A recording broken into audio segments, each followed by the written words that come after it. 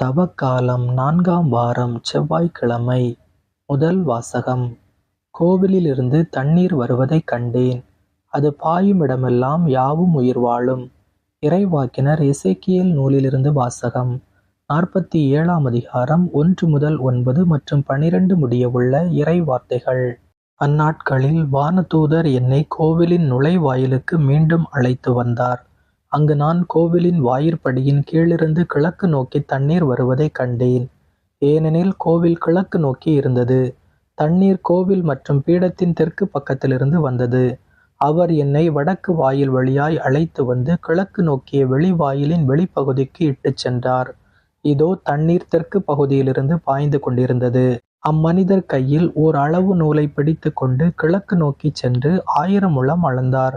பின்னர் கணுக்கால் அளவு ஆழமுள்ள அத்தண்ணீர் வழியாய் என்னை அழைத்துச் சென்றார். அவர் மேலும் 1000 முழம் அளந்து என்னை முழங்கால் அளவு ஆழமுள்ள தண்ணீரில் அழைத்துச் சென்றார். மேலும் 1000 முழம் அளந்து இடுப்பளவு தண்ணீரில் என்னை நடத்திச் சென்றார். அவர் மேலும் 1000 முழம் அளந்தார். ஆனால் இப்போது அது ஆறாக ஓடியது. எனவே என்னால் அதை கடக்க இயலவில்லை. ஏனெனில் தண்ணீர் உயர்ந்து நீந்தி போகும் அளவுக்கு ஆழமுடையதாய் யாராலும் நடந்து கடக்க முடியாத ஆறாய் ஓடியது. அவர் என்னிடம், மானிடா, இதை பார்த்தாயா என்றார். பின்னர் அவர் என்னை ஆற்றின் கரைக்கு அழைத்துச் சென்றார். நான் அங்கே சென்றபோது ஆற்றின் இரு கரைகளிலும் எண்ணற்ற மரங்கள் நிற்கக் கண்டேன். அவர் என்னிடம் உரைத்தது, இத்தண்ணீர் கிழக்கு பகுதியை நோக்கி பாய்ந்து அராபாவில் சேர்கிறது. அங்கு அது கடலோடு கலக்கிறது. அது கடலோடு கலக்கையில் அத்தண்ணீர் அங்கு நல்ல தண்ணீராக மாறும். இந்த ஆறு பாயுமிடமெல்லாம் திரளான உயிரினங்கள் வாழும். அங்கு ஏராளமான மீன்கள் இருக்கும். ஏனெனில் இத்தண்ணீர் பாய்ந்து அங்குள்ள நீரை நல்ல நீராய் மாற்றும். எனவே அது பாயுமிடமெல்லாம் யாவும் உயிர் வாழும். பல வகையான பழமரங்கள் ஆற்றின் இருமருங்கிலும் வளரும். அவற்றின் இலைகள் உதிரா, அவற்றில் கனிகள் குறையா. ஒவ்வொரு மாதமும் அவை கனி கொடுக்கும்.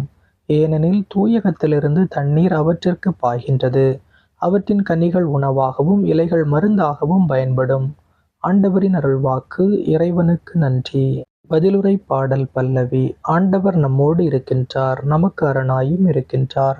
ஆண்டவர் நம்மோடு இருக்கின்றார், நமக்கு அரணாயும் இருக்கின்றார். கடவுள் நமக்கு அடைக்கலமும் ஆற்றலுமாய் உள்ளார்.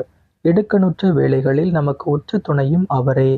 ஆகையால் நில உலகம் நிலை குலைந்தாலும் மலைகள் ஆழ்கடலில் அதிர்ந்து நடுங்கினாலும் எங்களுக்கு அச்சம் என்பதே இல்லை. பல்லவி. ஆண்டவர் நம்மோடு இருக்கின்றார், நமக்கு அரணாயும் இருக்கின்றார். ஆறு ஒன்று உண்டு, அதன் கால்வாய்கள் உன்னதரான கடவுளின் திரு உறைவிடமான நகருக்கு பேரின்பம் அளிக்கின்றன. அந்நகரின் நடுவில் கடவுள் இருக்கின்றார். அது ஒருபோதும் நிலை குலையாது. வைகறை தோறும் கடவுள் துணை அதற்கு உண்டு. பல்லவி. ஆண்டவர் நம்மோடு இருக்கின்றார், நமக்கு அரணாயும் இருக்கின்றார். படைகளின் ஆண்டவர் நம்மோடு இருக்கின்றார். யாக்கோபின் கடவுளே நமக்கு அரண். வாரீர், ஆண்டவரின் செயல்களை காணீர். அவர் உலகில் ஆற்றியுள்ள திகைப்பூட்டும் நிகழ்ச்சிகளை பாரீர். பல்லவி. ஆண்டவர் நம்மோடு இருக்கின்றார், நமக்கு அரணாயும் இருக்கின்றார். கடவுளே, தூயதோர் உள்ளத்தை என்னுள்ளே படைத்தருளும். மீட்பின் மகிழ்ச்சியை மீண்டும் எனக்கு அளித்தருளும். நற்செய்தி வாசகம். உடனே அம்மனிதர் நலமடைந்தார். யோவான் எழுதிய தூய நற்செய்தியிலிருந்து வாசகம். 5ஆம் அதிகாரம் 1 முதல் 3 மற்றும் 5 முதல் 16 முடியவுள்ள இறை வார்த்தைகள். யூதர்களின் திருவிழா ஒன்று வந்தது. இயேசுவும் எருசலேமுக்குச் சென்றார். எருசலேமில் ஆட்டு வாயிலுக்கு அருகில் 5 மண்டபங்கள் கொண்ட குளம் ஒன்று உண்டு. எபிரேய மொழியில் பெத்சதா என்பது அதன் பெயர். இம்மண்டபங்களில் உடல் நலமற்றோர், பார்வையற்றோர், கால் ஊனமுற்றோர், முடக்குவாதமுற்றோர் ஆகியோர் திரளாய் படுத்து கிடப்பர். 38 ஆண்டுகளாய் உடல் நலமற்றிருந்த ஒருவரும் அங்கு இருந்தார். இயேசு அவரை கண்டு, நெடுங்காலமாக அவர் அந்நிலையில் இருந்துள்ளதை அறிந்து, நலம் பெற விரும்புகிறீரா என்று அவரிடம் கேட்டார். ஐயா, தண்ணீர் கலங்கும் போது என்னை குளத்தில் இறக்கிவிட ஆளில்லை. நான் போவதற்கு முன் வேறு ஒருவர் இறங்கி விடுகிறார் என்று உடல் நலமற்றவர் அவரிடம் கூறினார். இயேசு அவரிடம், எழுந்து உம்முடைய படுக்கையை எடுத்துக்கொண்டு நடந்து செல்லும் என்றார். உடனே அம்மனிதர் நலமடைந்து தம்முடைய படுக்கையை எடுத்துக்கொண்டு நடந்தார். அன்று ஓய்வு நாள். யூதர்கள் குணமடைந்தவரிடம், ஓய்வு நாளாகிய இன்று படுக்கையை எடுத்து செல்வது சட்டத்திற்கு எதிரான செயல் என்றார்கள். அவர் மறுமொழியாக, என்னை நலமாக்கியவரை உம்முடைய படுக்கையை எடுத்துக்கொண்டு நடந்து செல்லும் என்று என்னிடம் கூறினார் என்றார். படுக்கையை எடுத்துக்கொண்டு நடந்து செல்லும் என்று உம்மிடம் கூறியவர் யார் என்று அவர்கள் கேட்டார்கள். ஆனால் நலமடைந்தவருக்கு அவர் யாரென தெரியவில்லை. ஏனெனில் அவ்விடத்தில் மக்கள் கூட்டமாயிருந்ததால் இயேசு அங்கிருந்து நழுவி போய்விட்டார். பின்னர் இயேசு நலமடைந்தவரை கோவிலில் கண்டு, இதோ பாரும், நீர் நலமடைந்துள்ளீர். இதைவிட கேடானது எதுவும் உமக்கு நிகழாதிருக்க இனி பாவம் செய்யாதீர் என்றார். அவர் போய் தம்மை நலமாக்கியவர் இயேசு என்று யூதர்களுக்கு அறிவித்தார். ஓய்வு நாளில் இயேசு இதை செய்ததால் யூதர்கள் அவரை துன்புறுத்தினார்கள். ஆண்டவரின் அருள்வாக்கு. கிறிஸ்துவே உமக்கு புகழ். இன்றைய சிந்தனை. நிலை வாழ்வளிக்கும் தண்ணீர். தனது பணி வாழ்வில் இயேசு மக்களுக்கு 2 விதங்களில் நலமளித்தார்.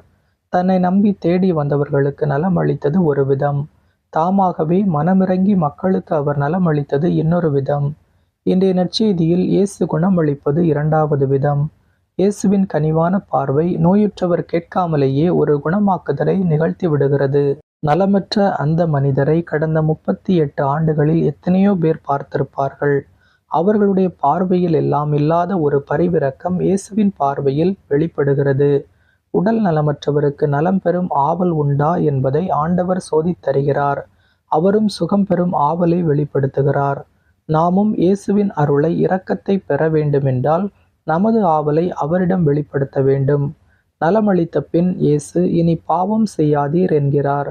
எனவே ஆண்டவரிடமிருந்து அருளையும் அற்புதங்களையும் பெற்ற நாம் பாவத்தை கைவிட்டு புதிய வாழ்வு வாழ வேண்டும்.